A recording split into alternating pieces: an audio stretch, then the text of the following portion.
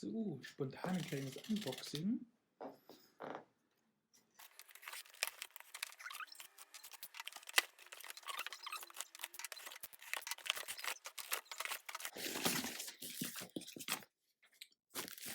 Neue Mosaikheft.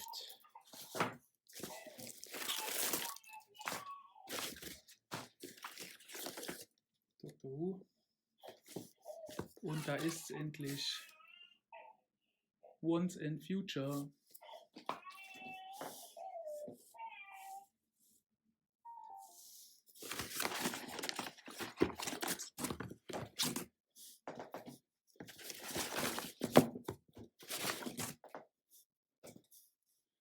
Und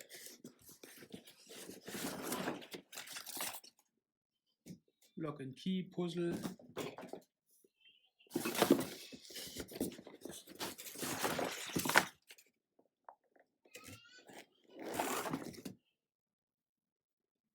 Invincible Puzzle. Das war's. Geiler Scheiß.